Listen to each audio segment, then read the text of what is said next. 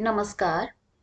महर्षि वाल्मीकि कृत रामायण के बालकांड के प्रथम सर्ग के श्लोक संख्या 16 से 20 का आज हम कुछ समझने का प्रयास करेंगे। पूर्व के जो वीडियोस है उनमें हमने 1 से लेकर 15 तक के श्लोकों को समझा है। महर्षि वाल्मीकि ने इस आदि काव्य के प्रारंभ में बालकांड जो कि प्रारंभ का ही है, तो उसमें मुनि वाल्मीकि नारद मुनि से पूछते हैं कि इस लोक में सर्वाधिक पराक्रमी, गुणवान और आदर्श व्यक्तित्व किसका है।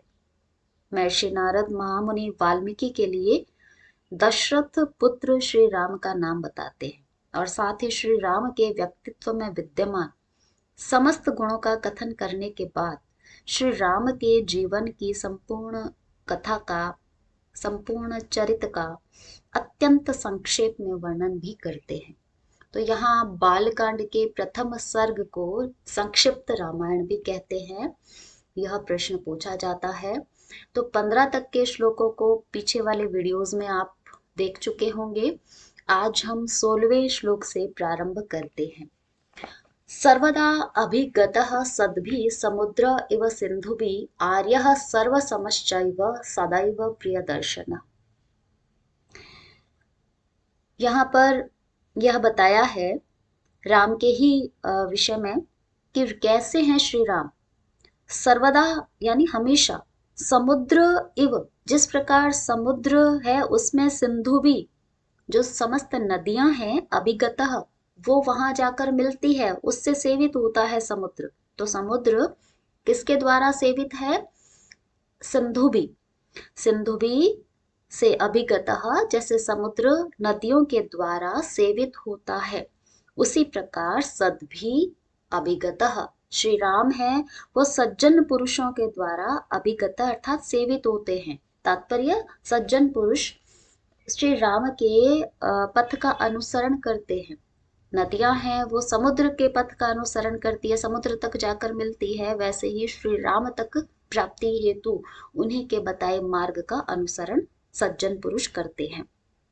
आर्य सर्वसमः एवं कैसे हैं वह? आर्य अर्थात श्रेष्ठ पुरुष की मर्यादा को वहां चरितार्थ करते हैं। आर्य कहते हैं श्रेष्ठ व्यक्ति को। तो श्रेष्ठ है वह श्री राम। सर्वसमः अर्थात समस्त अवस्थाओं में एक समान व्यवहार करने वाले हैं। न अत्यधिक दुख में दुखी होते हैं, न अत्यधिक प्रसन्नता हो तो प्रसन्नता का भी वह अत्यधिक प्रसन्न भी नहीं दिखाई देते हैं। अर्थात एक समान अवस्था में सदैव रहते हैं। और कैसे हैं? सदैव प्रिय दर्शनः हमेशा प्रिय लगने वाले होते हैं। अर्थात प्रत्येक अवस्था में, चाहे किसी भी अवस्था में व्यक्ति उन्हें देखे वह उन्हें प्रिय ही दिखाई देते हैं। अर्थात उनके प्रति प्रेम भाव ही हमें दिखाई देता है। और कैसे हैं श्री राम? स च सर्वगुणोपेतः कौशल्या आनंदवर्धनः समुद्र इव गांभीर्ये धैर्येण हिमवान इव। और वह श्री राम कैसे हैं? सर्वगुणोपेता समस्त गुणों से संपन्न है। जो भी एक श्रेष्ठ व्यक्ति के गुण होते हैं वह समस्त उन गुण उनमें विद्यमान है, उनमें दिखाई देते हैं। और कैसे हैं? कौशल्या आनंद वर्धन, कौशल्या माता कौशल्या के आनंद को वर्धन अर्थात बढ़ाने वाले हैं। अपने जो है गुणों के द्वारा, अपने व्यवहार के द्वारा, आचरण के द्वारा, सभी प्रकार की मर्यादाओं के कारण अपनी माता कौशल्या के आनंद को बढ़ाने वाले हैं। समुद्र एवं गंभीरता में समुद्र के समान है। राम के व्यक्तित्व की जो धीरता और गंभीरता और अगाधता है उसको यहाँ बताया है कि जिस प्रकार एक समुद्र में विपरीत प्राणी भी रहते हैं, समुद्र सबका आश्रय स्थान है, फिर भी ऊपर से गंभीर बना रहता है। उसमें हिंसक पशु भी हिंसक प्राणी भी रहते हैं। यदि असुर है तो असुर भी वहां पर अपना आश्रय स्थान रखते हैं। भगवान विष्णु भी वहां शयन करते हैं। अन्य सभी प्रकार के प्राणी उसमें रहते हैं। रत्नों का भी खजाना वहां है। फिर भी समुद्र अपने गंभीरता से, अगाधता से वह उन सबको समाहित कर लेता है। वैसे ही श्री राम भी सभी प्रकार के व्यक्तियों को अपने व्यवहार से, अपने आचरण से सभी के साथ समान भाव रखते हुए समस्त व्यक्तियों के प्रति एक गंभीर भाव को, धैर्य भाव को, एक अगाधता उनके व्यक्तित्व में झलकती है। और हिमवान इव धैर्येण, हिम अर्थात जो हिमालय है, पर्वतराज हिमालय है, उसके समान धैर्यवान है। अर्थात जैसे हिमालय है वो प्रत्येक परिस्थिति में अडिग रहता है, विशाल है, विपरीत परिस्थितियों में भी वह एक स्थान पर बना रहता है, वैसे ही श्री राम भी कितने भी विपरीत परिस्थितियां हो वह एक अपने धैर्य को बनाए रखते हैं, विचलित नहीं होते, अपने धैर्य के साथ में उस परिस्थिति का मुकाबला करते हैं और उस परिस्थिति से निपटने हेतु कोई न कोई उपाय वह ढूंढते हैं, विपरीत परिस्थितियों में घबराते नहीं है। विष्णुना सदृशो वीर्ये सोमवत प्रिय दर्शनः कालाग्नि सदृशः क्रोधे क्षमया पृथ्वी समः। वीर्य अर्थात पराक्रम प्रदर्शन में कैसे हैं? विष्णुना सदृशो, विष्णु के समान है। अर्थात जिस प्रकार भगवान विष्णु ने 10 अवतार लिए और अवतार लेने का उद्देश्य क्या था? जो भी असुर तत्व है उनका संहार करना। तो शत्रुओं का संहार करके जिस प्रकार भगवान विष्णु ने अपनी वीरता को सिद्ध किया है, उसी प्रकार श्री राम भी शत्रुओं का, असुरों का संहार करने में अपनी वीरता का परिचय देते हैं। सोमवत प्रिय दर्शन, और जिस प्रकार सोम कहते हैं चंद्रमा को, तो चंद्रमा को जैसे देखने पर शांति, शीतलता, आनंद और आह्लाद की हमें अनुभूति होती है, उसी प्रकार भगवान श्री राम को देखने से भी, उनका दर्शन करने वाले के मन में भी शांति, आंखों में शीतलता और हृदय में आह्लाद का अनुभव, आनंद का अनुभव होता है।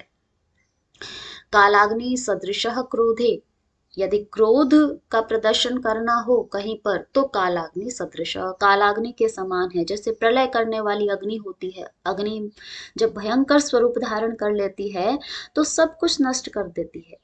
जब आग भभक जाती है तब वह जो भी सामने आता है उसका विनाश कर देती है। उसी प्रकार यदि श्री राम को क्रोध आता है तो वह क्रोध में, जैसे युद्ध की स्थिति में, क्रोध की स्थिति में वह अपने शत्रुओं को जो है सब प्रकार से उनका विनाश करने में सक्षम है। और क्षमया पृथ्वी समः, और क्षमा करने में पृथ्वी के समान है। जिस प्रकार पृथ्वी है उस पर विभिन्न प्रकार के प्राणी हैं, वो पैर रखते हैं, फिर भी पृथ्वी उनका पालन पोषण करती है। चाहे वह व्यक्ति, चाहे सज्जन है, चाहे पापात्मा है, चाहे दुर्जन है, चाहे किसी भी प्रकार का है, सबको क्षमा करते हुए पृथ्वी उनका पालन पोषण करती है। उसी प्रकार श्री राम भी उपकारी हो चाहे अपकारी हो, सबके साथ में एक समान व्यवहार करते हैं, उनको क्षमा मांगने पर क्षमा कर देते हैं, भेदभाव नहीं करते हैं प्राणियों के प्रति। तो जिस प्रकार की स्थिति है उस स्थिति का वहां प्रदर्शन, ऐसा नहीं है कि कोई दीनता का प्रदर्शन करे, हर समय क्षमा करे न, जहां क्षमा करनी चाहिए वहां क्षमा भी करते हैं, और जहां अपने पराक्रम का प्रदर्शन करना चाहिए वहां वो पराक्रम का प्रदर्शन भी करते हैं। अगले श्लोक में कहा, धनदेन समस्त्यागे सत्य धर्म इव अपरः तमेवं गुण संपन्नम रामम सत्य पराक्रमम। त्यागे अर्थात त्याग करने में धनदेन समः, धनदेन कहते हैं धन के दाता कुबेर, तो कुबेर के समान है। जिस प्रकार कुबेर के पास अकूत धन संपत्ति है, वैसे ही उस धन संपत्ति का वह त्याग भी कर सकते हैं श्री राम। उनके पास भी संपत्ति होते हुए भी त्याग करने में सक्षम है।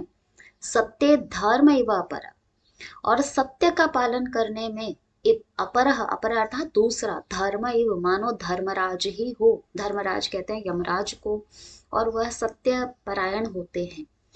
तो ऐसा प्रतीत होता है कि श्री राम भी सत्य का पालन करने में एक दूसरे धर्मराज के समान ही है, सदैव सत्य का पालन करते हैं।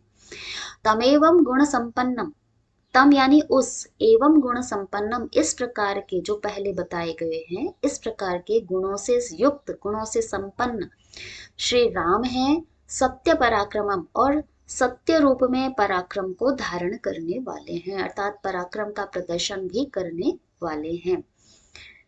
ज्येष्ठम श्रेष्ठ गुणेर युक्तम, प्रियम दशरथ सुतम।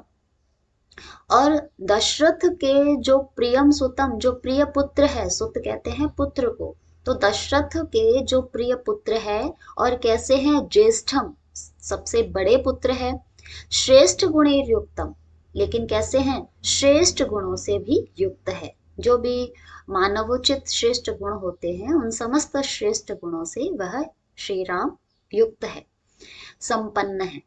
प्रकृति नाम हितेर युक्तम प्रकृति प्रिय कामया।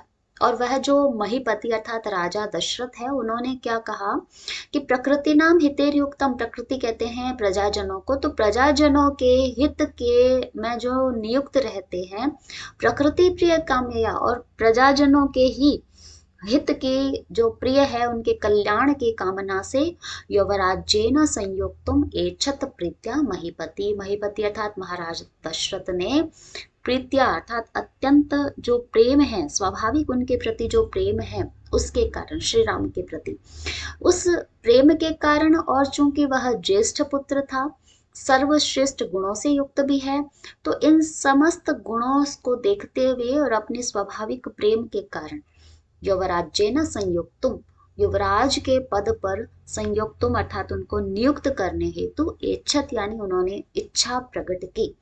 तो यहाँ तक की जो कथा वस्तु आई है कि महाराज दशरथ ने यहाँ अपनी इच्छा व्यक्त की। बहुत ही शॉर्ट में यह कहानी यहाँ आपको प्रथम सर्ग में दिखाई जाएगी, जो पूरी ही रामायण की कथा वस्तु है उसको बताया जाएगा। उसके पश्चात हम धीरे धीरे अन्य सर्गों में, यद्यपि आपके तो प्रथम सर्ग ही है कोर्स में, अन्य सर्गों में फिर उसको विस्तार से पृथक रूप से बताया जाएगा।